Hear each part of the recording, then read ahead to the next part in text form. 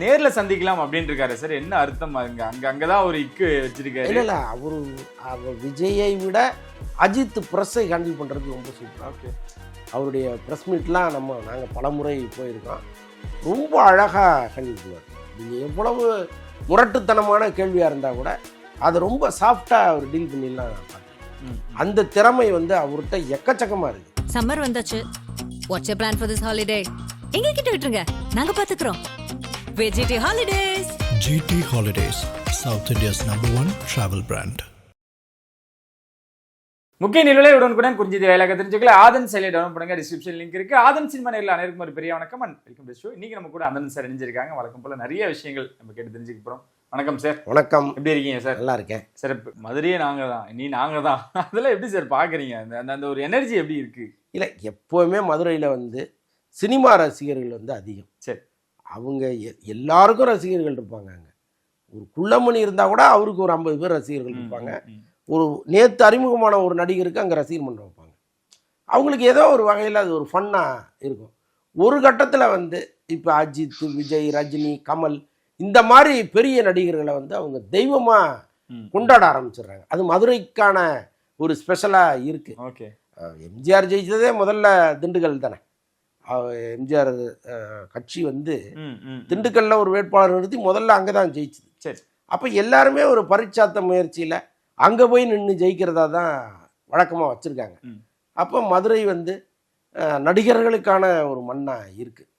So அப்போ விஜய் அங்கே போய் இறங்கும்போது அது என்ன ஆக போகுதுன்னு தான் நமக்கு தெரியல. சரி, இது ஒரு பக்கம் இருந்தாலும் செய்தியாளர்களை சந்தித்த காரணம் என்னன்னா அஜித்தே சந்திச்சிட்டார், அதனால தான் விஜய் சந்திக்கிறார்.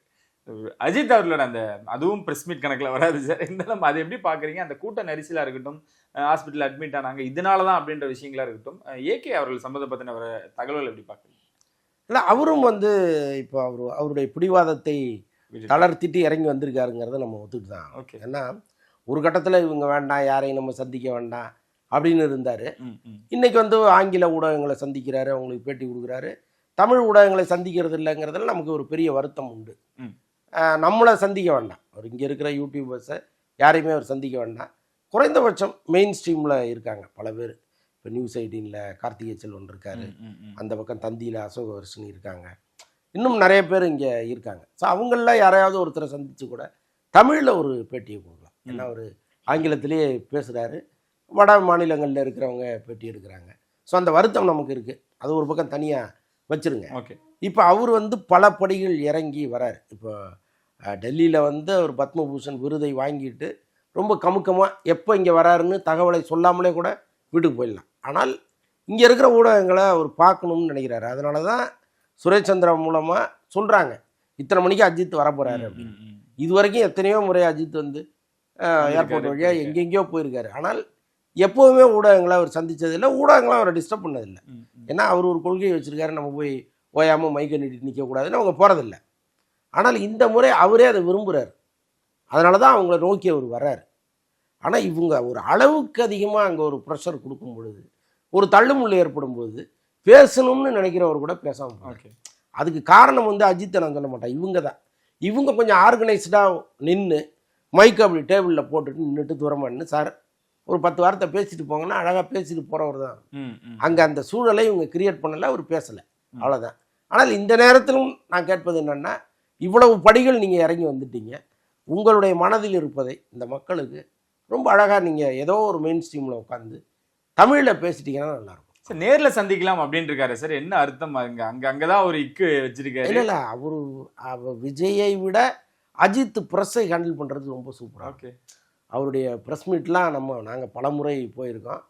ரொம்ப அழகாக ஹேண்டில் பண்ணுவார். நீங்கள் எவ்வளவு முரட்டுத்தனமான கேள்வியாக இருந்தால் கூட அதை ரொம்ப சாஃப்டாக அவர் டீல் பண்ணிடலாம் நான் பார்த்துருக்கேன். அந்த திறமை அவர்கிட்ட எக்கச்சக்கமாக இருக்குது. ஸோ அதனால் அவர் ஒரு பத்திரிகையாளர் சந்திப்பு நடத்தினார்னா ரொம்ப இன்ட்ரெஸ்டிங்காக இருக்கும். அதை தனியாக விட்டுருங்க. ஆனால் அஜித் மீட் பண்ணாருங்கிறதுக்காக தான் விஜய் மீட் பண்ணாருன்னு நம்ம அதை எடுத்துக்க முடியாது. ஏன்னா இப்போ அன்னைக்கு அவர் மதுரையில் இறங்கி போகிற தகவலை சொல்லிட்டாங்க. அப்போ எல்லாருமே அங்கே நிற்க தானே செய்வாங்க. அப்போ நீங்கள் அவங்கள தள்ளி விட்டு போக முடியாதுல்ல. அப்போ ரொம்ப ஸ்மூத்தாக சில பதில்களை சொல்லிட்டு போகிறாரு. சேப்பாக்கம் போகிறாரு சார், அதுக்கப்புறம் பத்மபூஷன் வாங்குறாரு, ஏர்போர்ட்டில் எல்லாரையும் சந்திக்கிறாரு. இவ்வளோ மாற்றங்கள் நடந்திருக்கு.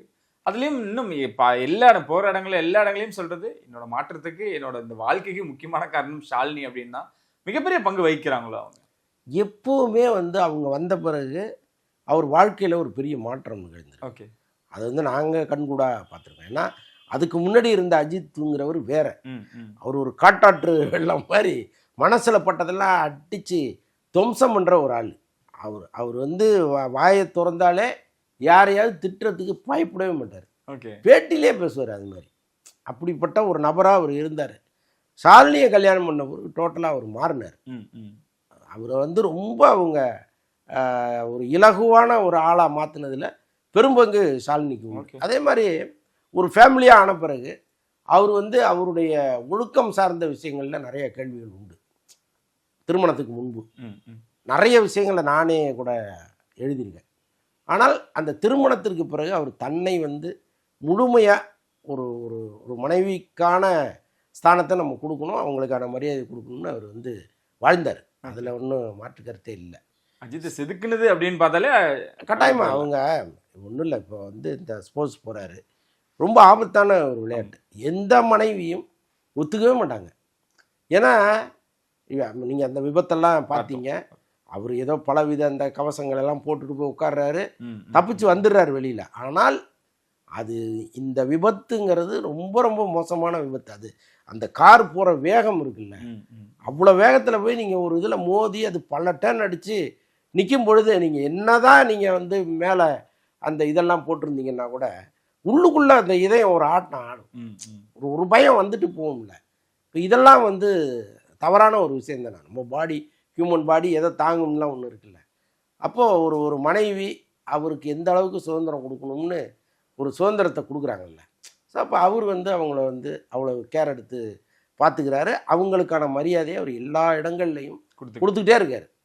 ஸோ அதுதான் வந்து இதில் வெளிப்படுறதே தவிர அவரை வந்து வேறு எப்படி சொல்கிறது. இப்போ நீங்கள் வந்து அவர் மனைவியோடு அவ்வளோ அக்கறையாக இருக்காருன்னு நீங்கள் கேட்குறதுக்காக சொல்கிறேன். எல்லாருமே ஆல்மோஸ்ட் அப்படி தான் இருப்பாங்க. எல்லாருமே அப்படி தான் இருப்பாங்க. ஆனால் அவரை பொறுத்த அளவுக்கு அவர் இப்போ நம்ம ஒரு வேலைக்கு போகிறோம் வர்றோம், அவ்வளோதான், நமக்கு ஒன்றும் ஆபத்தெல்லாம் கிடையாது. ஆனால் அவருக்கு வந்து இந்த ரேஸ் கிரவுண்டில் இறங்கினாருன்னா அவர் அவ்வளோ ஆபத்தான ஒரு விஷயத்தை நோக்கி அவர் போகிறார். அப்போ அவங்க வீடியோவில் பார்த்துட்டு இருப்பாங்க, லைவில் பார்த்துட்டு இருப்பாங்க, எவ்வளவு பதட்டம் இருக்கும். அதை தாண்டி அவருடைய ஒரு ஆசைக்கு ஒரு மரியாதை கொடுக்குறாங்கல்ல, அங்கே தான் வந்து அவர் அவங்கள ரொம்ப மதிக்கிறார். சிறப்பு. இதெல்லாம் இருந்தாலும் அடுத்த இயக்குனர் யார் அஜித்தை வந்து யார் இயக்க போகிறாங்க அப்படின்னு ஒரு விஷயம் தான் யார் சார் உறுதியாக இருக்குது. தனுஷ் வாய்ப்புகள் இருக்கா? அதான் இப்போ உடனடியாக வாய்ப்பு இல்லைங்கிற மாதிரி தான் சூழல் இருக்குது. ஏன்னா இப்போ ஆதிக்கு அவர் கமிட் பண்ணிட்டார். இந்த மைத்ரி மூவி மேக்கர்ஸ் நிறுவனம் வந்து மீண்டும் ஆதிக்கே நாங்கள் வந்து வச்சுக்கிறோம், உங்களோட சேர்ந்து ஒரு படம் பண்ணணும்னு பேசும்போது அவர் ஆதிக்க ட்ரிட் பண்ணிட்டார். ஓகே, இப்போ செப்டம்பர் ஆகஸ்ட்லேருந்து ஷூட்டிங் கிளம்புறதெல்லாம் ஒரு பிளான் பண்ணிட்டாங்க. அதனால் தனுஷ் ப்ராஜெக்ட்டுங்கிறது இன்னும் தள்ளி போகிறதுக்கு வாய்ப்பு இருக்குது. ஆனால் தனுஷனுடைய லைன் அவருக்கு பிடிச்சிருச்சு. ஓகே, தனுஷ் சொன்ன லைன் பிடிச்சிருச்சு, டெவலப் பண்ணுங்கன்னு சொல்லிட்டாரு. நடுவில் அவர் சென்னைக்கு வரும்போது தனுஷ் சென்னையில் இல்லை, அவர் பேங்காக் போயிட்டார். அங்கேயே ஒரு 10 நாள் தங்கிட்டார் இந்த படப்பிடிப்பு. அப்போ அவரும் சந்திப்பதாக இருந்த மீட்டிங் வந்து 2 பேரும் பிஸியாக இருக்கிறதுனால முடியாமல் போச்சு. இப்போ நான் ஜூனில் கதை கேட்குறேன்னு சொல்லியிருக்காரு அவர். இப்போ ஜூனில் ஒருவேளை கதையை கேட்டாருன்னா அதுக்கு அடுத்த படம் இதுவாக கூட இருப்பதற்கு வாய்ப்பு. ஓகே, ஆனால் சுகுமார் பேர் அடிப்படை என்ன காரணம் சார்? நடுவில் சுகுமாரும் இயக்க போகிற இல்லை, அதுக்கெல்லாம் வாய்ப்பு. அது வந்து இந்த இதுதான் KGF 3ல் அவர் நடிக்கிறாருன்னு ஒரு கதை ஒன்று கிளம்பி, அந்த மாதிரி அதுவும் ஒரு கதை. பிரசாந்த் நீல் மாதிரி இது ஒரு கதை, அவ்வளோதான். ஓகே, இந்த மே 1க்கு 3 படங்கள் ரிலீஸ் ஆயிருந்தது. அதில் குறிப்பாக ரெட்ரோ, அது பெரிய எதிர்பார்ப்போட சூர்யாவுக்கு முக்கியமான ஒரு படமாகவும் அது இருந்தது. எப்படி சார் இதுக்கு வரவேற்பு? கிட்டத்தட்ட அதை உடைச்சிட்டாரோ கங்குவாக்கு அப்புறம் அவர் அவ்வளோதான் முடிஞ்சு அப்படின்லாம் சொன்ன விமர்சனங்களுக்கு இந்த படம் எந்த மாதிரியான ஒரு பதிலடி? இல்லை, கங்குவாவோட பெட்டரான படம், அதில் ஒன்றும் மாற்று கருத்தே கிடையாது. ஆனால் கங்குவாவுக்கு பிறகு ஒரு அதிரடியான வெற்றி படத்தை தான் கொடுத்துருக்கணும். அப்படி ஒரு கதையைத்தான் அவர் தேர்ந்தெடுக்கணும்.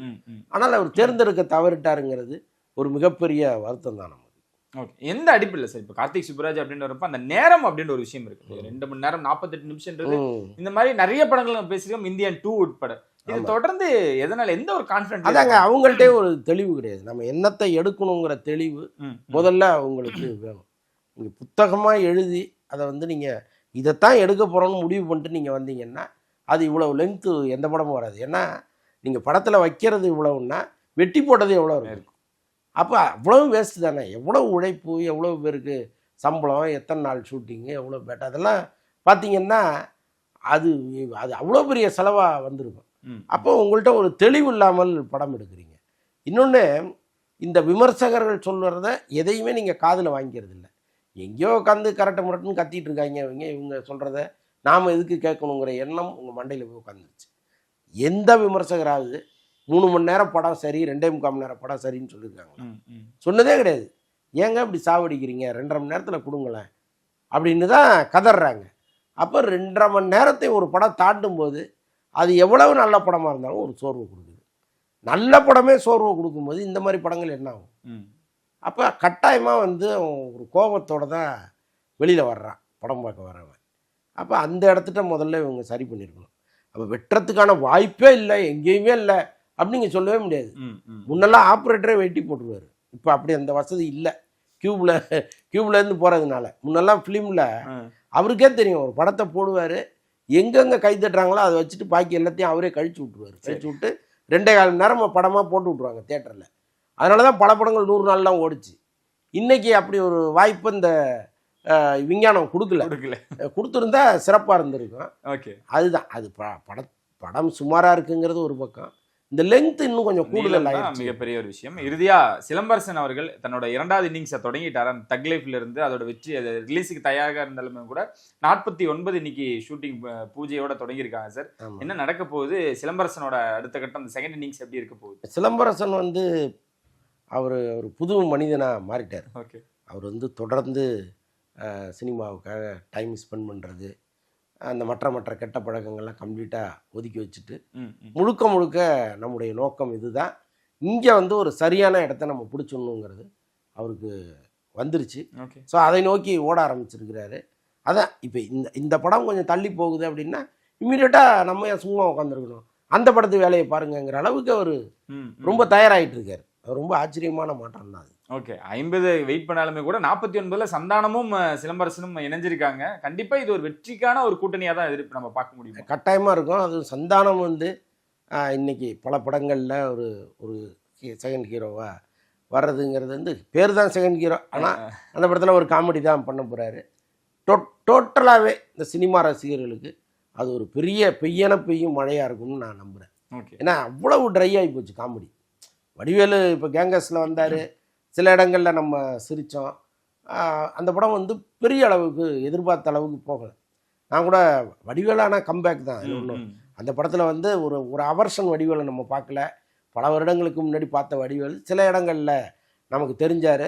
இன்னும் கொஞ்சம் சரி பண்ணிட்டாருன்னா பழைய வடிவேலு முற்றிலுமாக நமக்கு கிடச்சிருவார். சரி, பட்டு இப்போ இவங்க 2 பேரும் இப்போ வந்தது வந்து நிஜமாகவே மனதுக்கு ரொம்ப ஆறுதலாக இருக்குது. இருந்தாலும் யார் கூப்பிட்டுமே போகாத சந்தானம், ரஜினி அவர்களா இருக்கட்டும், எந்த படத்துலயும் விஜய் அவர்கள் படமா இந்த உதயநிதி ஸ்டாலினே கூப்பிட்டு போலங்க. ஒரு முதலமைச்சருடைய பையன் அவர் படத்தில் நடிக்கிறதுக்காக கூப்பிடுறாரு, ஆனால் முடியாதுன்ட்டார் அவர். சரி, அப்போ அந்த அளவுக்கு உறுதியாக இருந்தவர் சிம்புவுக்காக எப்படி இறங்கி வந்தாருன்னா சிம்பு மேலே அவ்வளோ மரியாதை வச்சுருக்காரு. அதான் சொல்கிறாரு அவர், சிம்பு சார் கூப்பிட்டாருன்னா நான் வந்துடுவேன், கதையெல்லாம் கேட்க மாட்டேன், சம்பளம்லாம் கேட்க மாட்டேன், அவர் என்ன கொடுக்குறாரோ சரி, என்ன கதையாக இருந்தாலும் சரி. இந்த நன்றி இருக்குல்ல, இது சினிமாவில் ரொம்ப கம்மி. யாருமே வந்து கடைசி வரைக்கும் அதெல்லாம் நினச்சிட்டே இருக்க மாட்டாங்க. நான் சினிமாவுக்கு வந்ததுக்கு அவர் தான் காரணம், நான் அவர் என்ன சொன்னாலும் கேட்குறேன்னு ஒருத்தர் சொல்கிறாருன்னா அவர் எவ்வளோ ஒரு பண்பட்ட மனிதராக இருக்க முடியும். ஓகே, இந்த ஒரு கூட்டணியோட ஒரு படத்திலும் நம்ம எடுத்து பார்ப்போம் சார். ரொம்ப நன்றி சார். நன்றி. நிறைய விஷயங்களோட பயந்துட்டீங்க. நினைச்சலாம் சந்திக்கும் நன்றி. வணக்கம்.